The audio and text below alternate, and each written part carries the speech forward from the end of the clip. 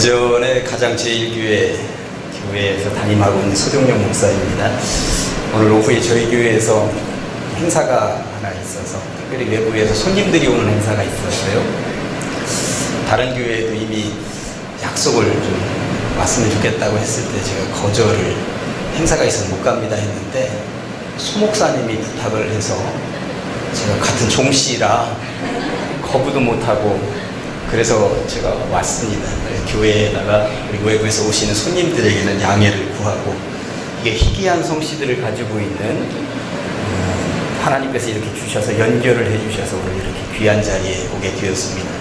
헌신 예배 드리는 시간인데 또 하나님께서 함께 하시고 또 부르신 주의 종을 통해서 한 가지로 은혜의 시간이 될 줄로 믿습니다. 제가 이제 50대 초반, 50대 조금 넘어가고 있는데요. 50여 년 인생을 살면서 제가 깨닫게 된 게 세 가지가 있는데 그 중에 하나가 사람이 이름대로 된다는 것을 깨달았어요. 대전에 가면, 대전 가보시는 분도 계신지 모르겠습니다만 대전에 화장터가 있는데 그 화장터가 있는 그 고을 마을 이름이 명암마을이에요. 명암. 명암이라고 할 때 밝을 명자면 참 좋겠는데 이 명자가 울명자입니다. 암자는 바위 암자, 우는 바위. 조선시대부터 거기는 울바위 명암마을 이랬어요. 그래서 그런지 거기에 화장터가 생기더니 하여튼 거기만 오면 다 울다 가는 거예요, 사람들이.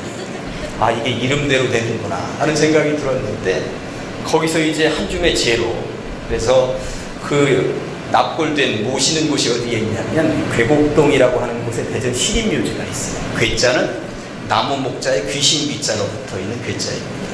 시립묘지로서는 아주 이름이 적절하다는 생각이 드는 거예요. 야, 이름대로 되는구나. 대전에 가면 교도소가 하나 있어요. 엄청나게 큽니다. 전국 단위로도 흉악범들이 오기로 유명하고요. 규모도 저는 들어가 보았는데 엄청납니다. 그런데 이 대전 교도소가 있던 자리에 옛날 조선시대 이름이 뭐였냐면 도적골이었습니다. 하필 거기다 도적골이라고 지어놔서 온 나라의 도둑놈들이 다 거기 와 있는 거예요. 아, 이게 이름대로 되는구나. 청주에 가면 청주 공항이 있는데 청주 공항이 있는 그 동네 이름이 뭔지 아세요? 비상리 비할입니다. 비상리 비할이라고 지어놨더니 나중에 거기에 공항이 들어오더라고요. 이름을 제대로 지어야 된다라고 하는 것이 참 이름대로 되는구나. 제 이름이 소종영 목사예요. 제가 고향은 충남 부여가 고향인데 저희 마을에 한 120, 30가구 정도가 이렇게 포진해서 살고 있어요. 그런데 한 50가구 정도는 저하고 같은 성씨인 진주소가들이고요. 그리고 나머지 50가구 정도는 광산김씨들이 살고 있어요. 그래서 노씨가 한 2집, 이씨가 한 3집, 권씨가 한 대여섯 집 이렇게 있어요. 제가 어릴 때는 세상에는 소하고 김이 최고 많은 줄 알았어요. 그러고 자랐는데 초등학교 들어가 봤더니 소는 없는 거예요. 김이 막 최정은 있는데 소는 없는 거예요. 제가 깨닫게 된 것이 있죠. 아, 세상은 넓고 성씨는 많구나 하는 것을 그때 깨달았어요. 초등학교 4학년 때가 되었는데 요즘이 학교 가면 20, 30명이 전부 아닙니까? 근데 그 당시에는 한 반에 65명이었어요.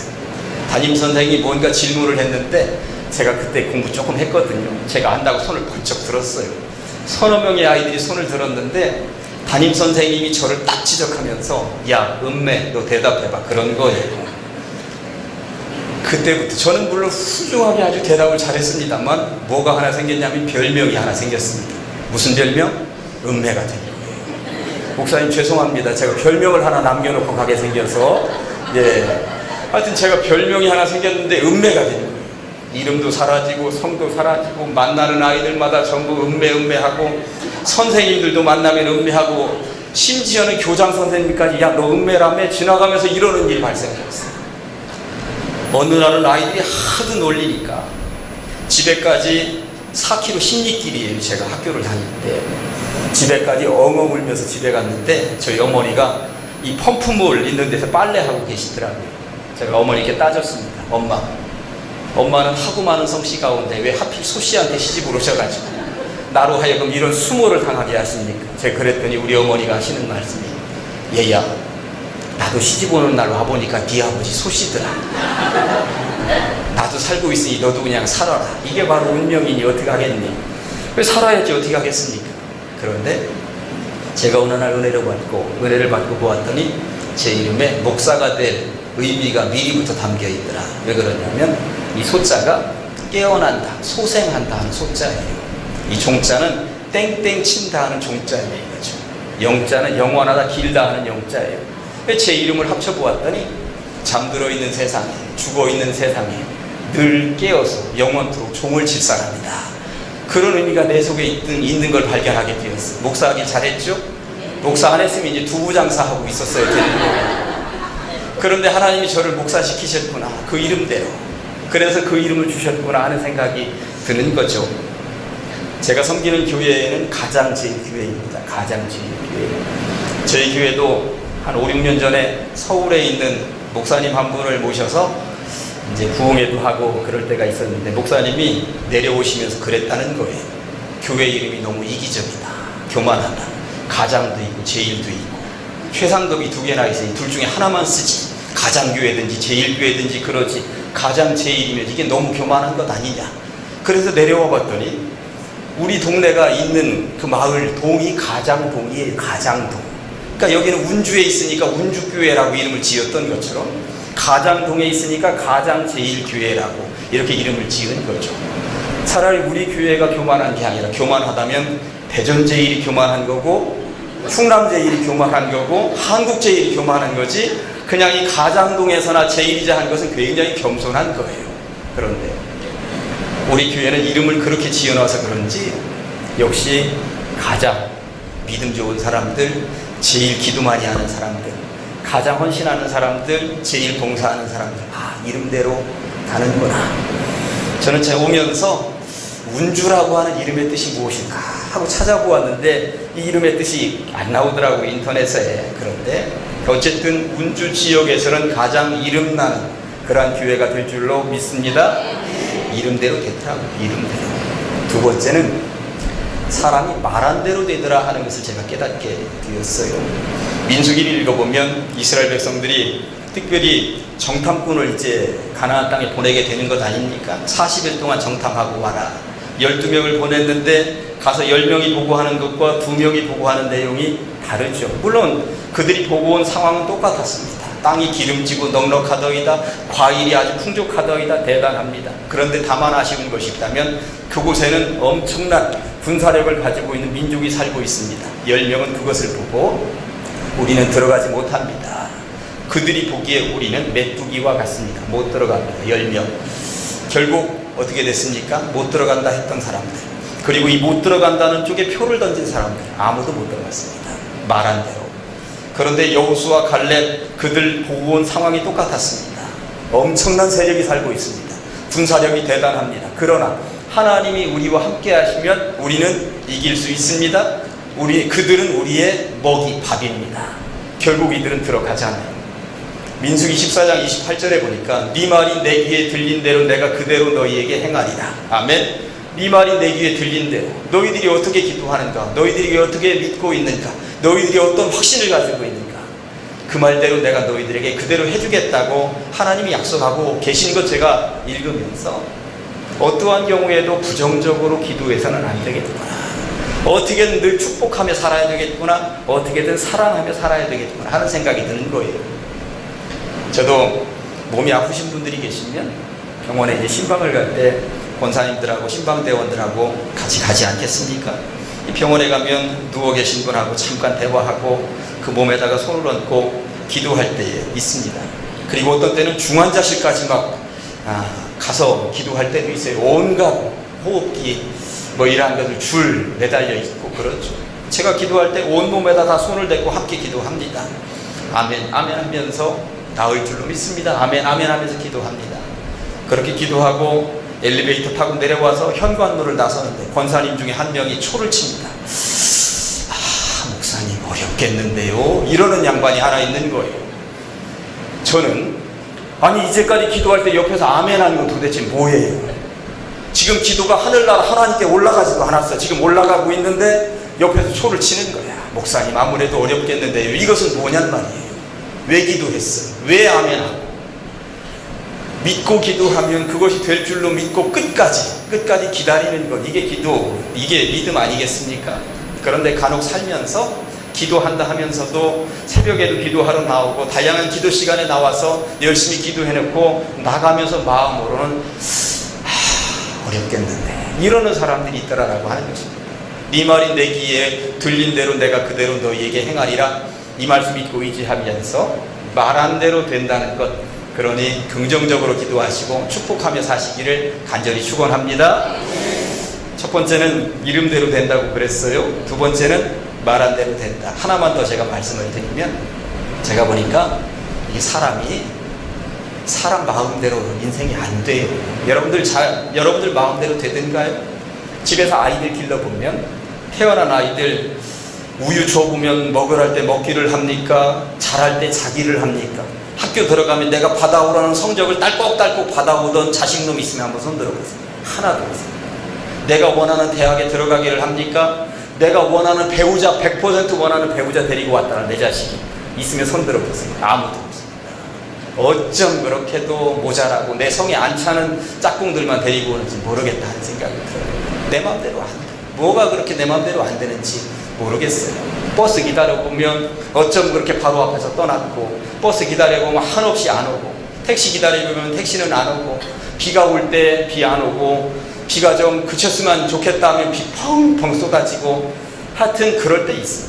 그런데 내 마음대로 안 되지만 제가 50년이 지나서 깨닫게 된 거 한 가지는, 지나놓고 보니 누구 마음대로? 하나님 마음대로 되어 있구나 하는 것을 제가 깨닫게 됩니다. 그런데 하나님 마음대로 되어진다는 사실을 아는데도 사람들이 너무 조급해요. 기다리지를 못합니다. 하나님은 선한 방법으로 이루어 주실 것이라고 하는 사실, 믿음이 있으면서도 그것을 기다리지 못해서 때로 닥달하고 그런다라고 하는 것이죠.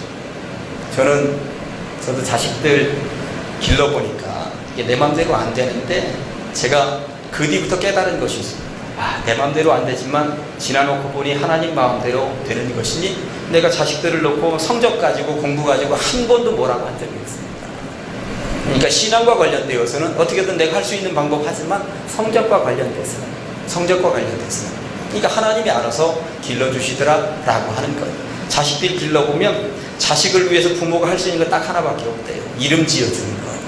이름 지어주는 것 이외에는 자식을 위해서 할 수 있는 게 아무것도 없대요. 그런데 요즘은 또 자식들이 마음에 안 든다고 이름도 바꿔요. 그러니까 아무것도 못하는 거야, 자식을 위해서. 어쨌든 제가 인생을 살다가 보니까 이름대로 되더라, 말한 대로 되더라, 그리고 누구 마음대로? 하나님 마음대로 되더라. 이런 비밀을 깨닫게 되었습니다. 이제 서론 시작했고 오늘 성경 가지고 이제 본론을 들어가려고 그래요. 이제 제가 어떤 인생을 살았는가 잠깐 말씀을 드렸습니다. 오늘 여러분들 이 본문 어떻게 읽으셨는지 모르겠습니다. 벌써 한 15년 전이니까 TV 드라마에 파리의 연인이라고 하는 드라마가 있었어요. 박신양이라고 남자 주인공이 있었고 김정은이라고 여자 주인공이 있었는데, 둘이 아주 열심히 연애하고 사랑하고 그러는데, TV 드라마가 둘만 열심히 연애하고 그렇게 내버려 두면 안 되잖아요. 꼭 삼각관계 하나 만들어 놓습니다. 젊은 청년, 잘생긴 청년 옆에다 하나 끼워놔요. 그 당시 보니까 그게 이동건이더라고요. 그런데 중간에 끼어서 여자를 어떻게든 사랑하고 싶고 꼬드기고 싶고, 그런데 이 둘이 워낙 잘 사귀고 있으니까 안 되죠. 어느 날 기회를 잡았습니다. 여자 손을 탁 잡아가지고 자기 가슴에다 딱 대더니 이 속에 너 있다 그러는 거예요. 제가 그 드라마를 보면서 저 말은 뜨겠는데, 굉장히 멋있는 말 했다 그런 생각이 들었는데 그 말이 뜨더라고요. 이 속에 너 있다. 그런데 그 드라마를 보면서 제가 그런 생각을 했습니다.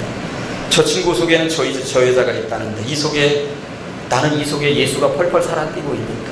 나는 한 사람의 목사로서 이 속에 예수가 정말 펄펄 살아뛰고 있는가? 그 생각을 해보게 된 것이죠. 그러면서 성경을 읽었는데 예수로 이 가슴이 펄펄 살아뛰고 있는 인물이 하나 있는데, 그게 바로 세례 요한이구나 하는 것을 알게 되었어요. 예수님보다 먼저 와서 예수님의 길을 예비하는데 세례 요한의 인기가 당시에 어떠했습니까? 내가 구세주다 한마디만 하면 모든 사람들이 그 앞에 전부 다 절하고 엎드릴 준비가 다 되어 있던 시대였습니다. 구름대처럼 세례받겠다고 몰려들었고, 사람들이 당신 구세주 맞죠? 묻기도 했습니다. 그런데 세례 요한은 나 아니라는 거예요. 나는 구세주 아니라는 거예요. 끝까지 아니라는 거예요. 그러면서 손가락으로 저쪽을 가리키는데 저쪽에 누가 있어요? 세상 죄를 지고 가는 하나님의 어린 양 예수 그리스도가 저쪽에 있는 거죠. 그러면서 오늘 장면은 세례 요한이 2명의 제자를 저쪽에 있는 예수님께 안내하는 장면입니다. 그런데 2명의 제자를 안내하는데 그 중에 한 명이 안드레였다. 이 안드레가 누구였냐면 베드로의 친동생 안드레였다고 성경이 말씀하고 있는 거예요. 그래서 오늘 제 설교 제목을 안드레 따라잡기. 안드레가 우리들에게 어떤 교훈이 있는가, 안드레를 한번 따라잡아보자, 그렇게 설교를 전개하려고 그럽니다. 38절 쪽을 읽어보면 세례 요한이 2명의 제자 안드레를 비롯해서 저쪽에 있는 예수님을 따라가야 된다라고 얘기를 하니까 2 제자가 예수님께 갔습니다. 그랬더니 예수님이 어떤 젊은이 둘이 따라오니까 무엇을 구하느냐 그랬더니 이 안드레가 이르되 랍비여 어디 계시오니까 이렇게 얘기를 하고 있습니다. 사실 무엇을 구하느냐 예수님이 물으시면 이렇게 예수님께 대답을 하면서 질문을 던졌어야 됩니다. 우리의 스승은 세례 요한인데 세례 요한이 말하기를 당신이 우리가 수백 년 수천 년 기다리던 구세주라고 하더이다. 맞습니까? 우리가 따를 구세주 맞습니까? 이렇게 묻고 맞다고 하면 따라가면 되는 거였어요. 그런데 어디에 묻고 계십니까? 이렇게 되묻는 것은 이런 길거리에서 이런 중요한 얘기를 질문하고 대답하고 그렇게 간단하게 질문하고 대답하고 이러고 싶지 않다는 거죠. 어디 숙소에 들어가서 제대로 한번 묻고 제대로 확인 한번 합시다, 이런 얘기를 하는 것입니다. 그랬더니 39절에서 예수께서 이르시되 와서 보라. 그러므로 그들이 가서 계신 데를 보고 그날 함께 거하니 때가 10시쯤 되었더라. 10시라고 하는 이 성경의 시간은 우리말로 얘기하면 오후 4시죠. 오후 4시부터 그날 함께 거하니 날밤을 꼴딱 세웠다는 이야기인 것입니다. 오후 4시부터 그날 저녁부터 다음 날까지 그날 함께 거하니, 이 첫 번째 주제가 그날 함께 거하니입니다. 여러분들에게 안드레가 예수님을 깊이 만났던 그날 함께 거하니에 그런 밤이 있으십니까? 옛날에 연애할 때 손잡고 밤을 새워본 적은 있는데 성경 붙잡고 밤을 새워본 적도 없고 기도하다가 밤을 새워본 적도 없고 찬양하다 보니까 날이 새는 줄도 모르고 이런 경험도 없다더라. 그러면 반성하셔야 됩니다. 누구든지 주님을 깊이 만나는 경험이 있어야 헌신도 하는 것이고 주님을 깊이 만난 경험이 있는 사람들의 입에서 나오는 찬양이 진짜라고 하는 것입니다. 어설피 나오는 찬양은 그건 찬양이 아니라 그냥 노래일 뿐입니다.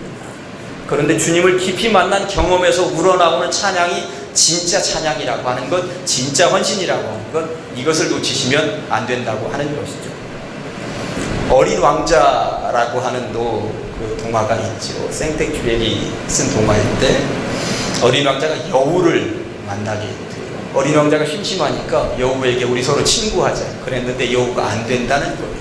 아니 왜 안 돼? 그냥 친구하면 되지. 너하고 나하고는 관계 형성이 안 됐고 서로에게 길들여지지 않았기 때문에 안 돼. 길들여져야 된다고, 관계를 형성해야 된다고. 그게 뭔데? 서로 친숙하게 되면, 어린 왕자가 하는 이야기가 서로 친숙하게 되면 나는 사람들의 발자국 소리가 들리면 굴 깊이로 숨어 들어가. 왜냐하면 사람들은 나를 잡거든. 그런데 어린 왕자 너하고 나하고 친숙하게 되면 네 발자국 소리가 들리면 난 굴 밖으로 뛰쳐나올 거야. 그게 친숙하게 되었고 길들여지게 되었다는 거야.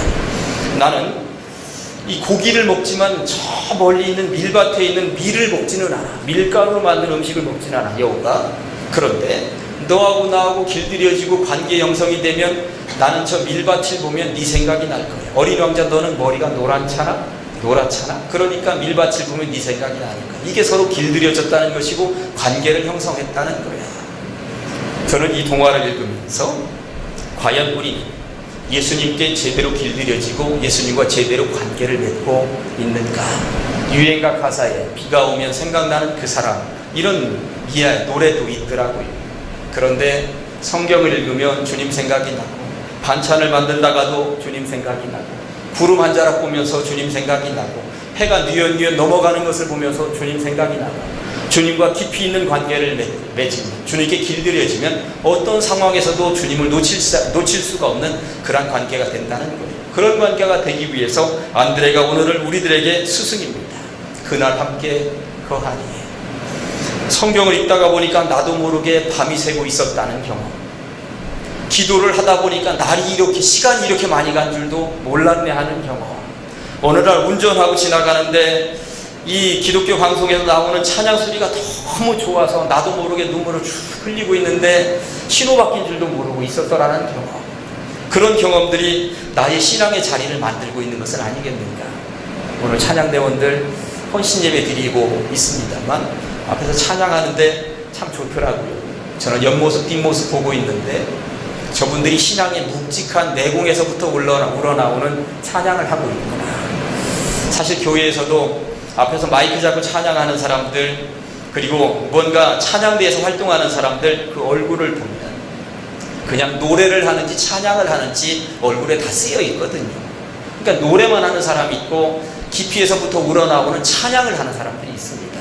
노래만 하는 사람은 노래는 잘하는데 신앙이 없고, 찬양하는 사람들은 혹여 노래는 못할 수 있지만 찬양을 깊이 하더라라고 하는 것입니다.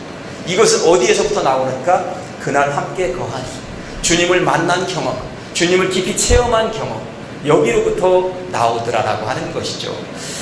우리 찬양대원들, 헌신 예배 드리는 찬양대원들, 여러분들의 찬양이 주님을 깊이 만난 그것으로부터 기원한 찬양이 되어서 주님께서 받으실 만한 찬양으로 승화시켜 올려드릴 수 있으시기를 주님의 이름으로 간절히 축원합니다. 그렇게 그날 함께 거하면서 날밤을 꼴딱 세웠더니 이 안드레가 예수님을 경험한 거잖아요.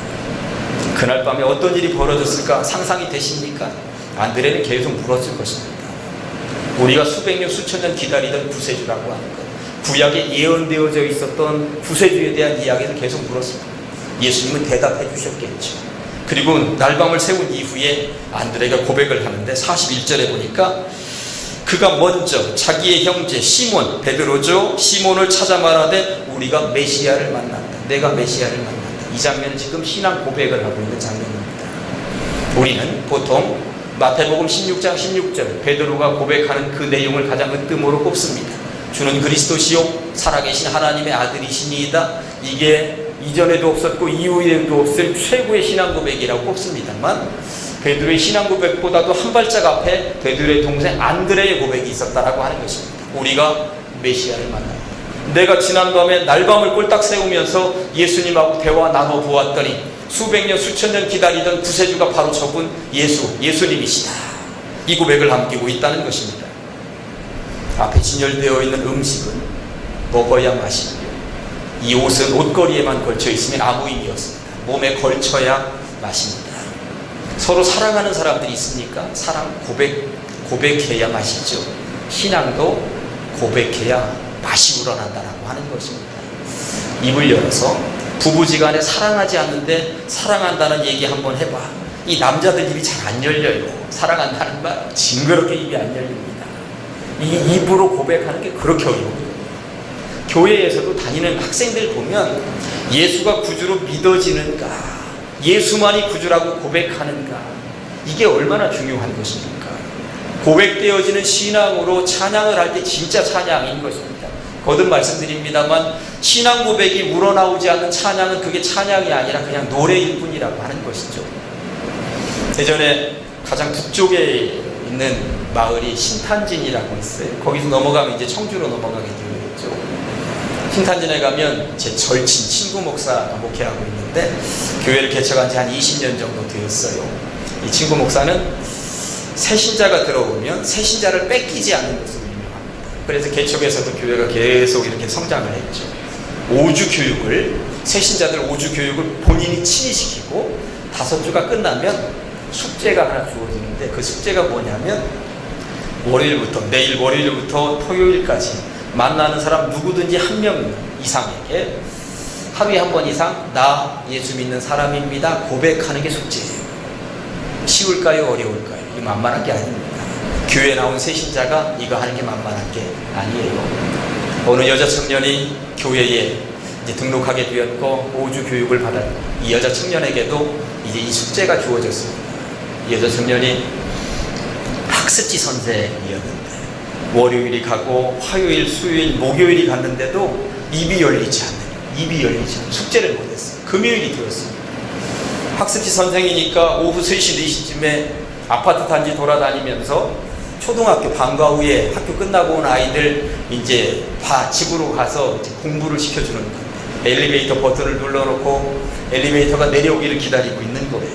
그런데 그 아파트 단지에 이 마대질하면서 청소하는 아주머니가 청소하면서 가끔 이 청년이 왔다 갔다 하는 거 보지 않았겠어요? 엘리베이터 앞에 있는 거 보고 아니 청년 뭐 하는 사람이요? 이렇게 하고 질문한 거예요. 그랬더니 이 청년이 저요? 예수 믿는 사람인데요? 그랬다는 거예요. 인형 가운데 아이들이 갖고 노는 인형 가운데 이렇게 폭 찌르면 알라뷰 하는 인형들이 있어요. 알라뷰. 그건 시스템화되어 있습니다. 누르기만 하면 알라뷰 하도록 시스템화되어 있습니다. 이 청년이 뭐로 꽉 차 있는 거예요? 나 예수 믿는 사람인데 이 말 해야 된다는 어떻게 보면 중압감이기도 한데 이 속에 꽉 차 있었습니다. 이거 해야 되는데 이 숙제 해야 되는데 그런데 누군가 한 명 와서 옆에서 폭 찌르니까 나 예수 믿는 사람인데요 하고 자기도 모르게 툭 튀어나오는 거죠. 주일날이 되었고 목사님 앞에 갔고 목사님 저는 숙제를 못한 것 같아요. 그런데 금요일날 이런 일이 있었는데 그래도 조금이라도 봐줄 수 있으세요? 하고 이야기를 했더니 목사님이 잘했다. 얼마나 이 숙제를 하고 싶었으면 이런 일이 있었겠느냐고 정말 잘했다고 칭찬받고 그 청년이 이후에도 그 교회에 중추적인 역할을 하게 되었다라고 하는 이야기인 것입니다. 사랑하는 우리 운주교회 성도 여러분 그리고 헌신 예배를 드리는 찬양대원 여러분, 여러분들은 예수가 구주로 믿어지시는 줄로 믿습니다. 예수가 구주로 믿어지지 않으면 주일날 예배도 불편한 것이고 오후 찬양 예배도 불편한 것이고 교회에서 앉아있는 것이 다 불편하죠. 저 목사 설교하는데 언제 끝나나 하고 시계만 쳐다보게 되는 것이고 모든 것이 다 불편합니다. 교회에서 헌신하라고 그래도 불편하고 봉사하라고 그래도 불편하고 찬양대 앞에 나와서 서 있는 것도 불편하고 이 핑계 대고 싶고 저 핑계 대고 싶고 그런 것이죠. 그런데 예수가 구주로 믿어지는 사람은 불편한 것이 하나도 없는 것이죠. 이 교회가 편안한 것입니다. 교회가 편안하면 나 구주 예수님이 나의 구주로 믿어지는 것이고 교회에 오기만 하면 자꾸 불편하다 그러면 아직도 예수가 나의 구주로 믿어지지 않는 것은 아니겠는가. 한가름 하시면서 부디 비옵기는 모든 성도님들 특별히 찬양대원들 예수가 구주로 믿어지시기를 그래서 이 찬양이 마음 깊이에서 우러나오는 정말 신앙 고백이 될 수 있으시기를 주님의 이름으로 간절히 축원합니다. 두 가지 말씀드렸어요. 그날 함께 거하니 예수님을 깊이 만나는 경험에서부터 우러나오는 찬양이 진짜 찬양이다. 두 번째 신앙 고백을 할 수 있는 찬양이 진짜 찬양이다. 두 가지 말씀을 드렸습니다. 세 번째 하나 더 말씀을 드리면 42절에 말씀이 이렇게 되어 있습니다. 데리고 예수께로 오니 안드레가 집으로 가서 우리가 구세주를 만났다 이렇게 메시아를 만났다 고백을 하더니 그냥 그러고 끝난 것이 아니에요. 형 베드로 형 가봅시다. 형도 한번 만나야 될 것 같아요 하고 형을 데리고 왔다는 거예요. 그러고 보니 여러분들은 베드로, 안드레, 요한, 야고보가 예수님이 이들이 갈릴리 바다에서 그물을 내리다가 예수님 만났다고 처음 만났다고 알고 있는데 베드로하고 안드레는 그 이전에 이미 예수님 먼저 만난 거예요. 이미 안드레는 날방을 꼴딱 세워서 예수님을 체험한 것이고 안드레의 도움을 받아서 지금 베드로도 먼저 예수님을 경험한 거죠. 그러니 바닷가에서 베드로는 예수님께 배를 빌려주기도 하고 배 위에서 설교하도록도 하고 그리고 나서 나를 따르라 하니 그렇게 쉽게 따라갈 수 있는 과정이었다고 하는 것입니다. 그 비밀이 여기에 숨겨져 있는 것입니다. 아무튼 안드레는 베드로를 이렇게 전도함으로 예수님의 수제자를 지금 전도하게 되었다고 하는 거예요. 제가 볼 때 천국에 가장 깊이하고 들어갈 수 있었던 사람 가운데 하나가 안드레였겠구나. 주님 제가 베드로 형 전도했잖아요. 예수님의 수제자 베드로 형 제가 전도했잖아요. 이러고 들어갈 수 있지 않을까. 우리가 천국 갈 때에 주님 제가 아무개 목사 전도한 거 아시죠? 제가 전도한 아무개가 장로가 되고 권사가 된 것 아시죠? 제가 전도한 아무개가 이 나라의 민족 지도자가 된 것 아시죠? 이럴 수 있다면 얼마나 깊이하고 들어갈 수 있겠는가. 우리들에게 있어서 가만히 보니까 안드레들이 있습니다. 저희 어머니는 저희 아버지는 일찍 돌아가셨는데 저희 어머니는 제가 신학을 하기 전까지는 교회를 안 다니셨어요. 신학하겠습니다 했더니 어머니는 교회 다니셨고 이후에 권사님도 되셨습니다만 저 어릴 때 신앙은 할머니 신앙이었습니다. 그러고 보니 저희 안드레는 할머니였습니다. 깐난쟁이일 때부터 할머니가 어떻게든 저를 교회로 데리고 가려고 애쓰셨습니다. 품에 안고 교회에서 자라도록 하셨죠. 초등학교 때까지 할머니 손잡고 열심히 교회를 다녔는데 중학교 1학년이 되었을 때에 중고등부 예배는 토요일 저녁에 드리는데 중고등부 예배도 이제 갔죠. 토요일 저녁에. 근데 한 달, 두 달 다녔는데 재미가 없는 거예요. 재미가 없는 거예요. 그리고 다 선배들인데 선배들이 군기만 잡고 재미가 전혀 없어요. 한두 달 다니다가 빠지기 시작을 했습니다. 그러다 가을까지 계속 빠졌어요. 제 인생의 교회를 쉬었던 유일한 기간이 그때 중학교 1학년 때였습니다. 11월 달이 되었는데 친구 한 명이 저희 집에 저를 데리러 오는 거예요. 저 한 주 왔습니다. 교회 가자. 안 간다. 둘째 주에 또 왔습니다. 교회 가자. 안 간다. 셋째 주에 또 왔습니다. 교회 가자. 안 간다 하는데 이 마음속에 살짝 뭔가 움직이더라고요. 넷째 주에 그 친구가 또 왔습니다. 교회 가자. 안 간다니까. 그러다가 마음속으로 안 간다고 말은 해놓고 마음속으로 너 한 주만 더 오면 내가 교회 간다 이랬습니다. 그 친구가 다섯째 주에 교회에 저를 데리러 왔을까요? 안 왔을까요? 그 친구가 안 왔으면 오늘 저 여기 서 있지 못합니다. 그 친구는 다섯째 주에도 우리 집에 어김없이 저를 데리러 왔습니다. 그리고 저는 마음속으로 결정한 대로 그 친구 따라서 교회를 갔고 그 뒤부터 교회를 벗어난 적이 없습니다. 명절 때가 되면 부여 시골 마을에 친구들이 다 모이는데 그 친구들 한 10명 모이면 항상 하는 이야기가 저를 딱 가리키면서 내가 제 목사 만들었잖아. 이게 지 자랑이야. 내가 제 목사 만들었잖아. 이게 지 자랑이야. 아니 나는 주님이 나를 목사 만들었다고 나는 생각을 하고 있는데 그 친구는 지가 나를 목사 만들었다는 거예요. 근데 이게 자기 자랑이야. 자기 자랑이에요. 아, 그럴 수 있겠구나. 천국 가면서도 그럴 수 있겠구나 하는 생각이 드는 것입니다. 여러분들의 안드레가 있으시죠. 여러분들을 교회로 이끌고 안내한 안드레가 있습니다. 모태신앙이면 부모님일 수 있고요. 가족 친지될 수 있고요. 이웃일 수 있고 친구일 수도 있습니다. 그 안드레가 얼마나 고맙습니까? 그런데 그 안드레들은 지금 신앙생활을 잘하고 있습니까? 혹여 여러분들을 인도하고 안내하고 그 안드레들이 혹여 쉬고 있는 사람은 없습니까? 그런데 어떤 안드레를 통해서 내가 교회에 나와서 이렇게 신앙인이 되고 또 찬양대원이 되고 활동하고 있는데 이제 여러분들에게 숙제가 있는 것이죠. 나는 과연 누구의 안드레인가? 나는 과연 누구의 안드레인가? 나는 누군가의 안드레여서 베드로 같은 사람을 주님께로 그리고 여타의 다양한 사람들을 주님께로 이끌고 안내하고 있는가? 찬양대는 입술로 노래하는 사람들, 찬양하면서 주님께 영광 돌리는 사람들입니다. 그런데 그 찬양이 교회 테두리 안에서만 머물러 있으면 50점이겠죠. 주님께 영광 돌리고 찬양하는 그 입술로 세상에 나가면 영적인 안드레가 되어서 누구에게 복음을 전하며 그들을 주님께로 이끌고 안내하는 역할, 그 도구 통로 역할을 할 때에 내 찬양은 완성되는 것인 줄로 믿습니다.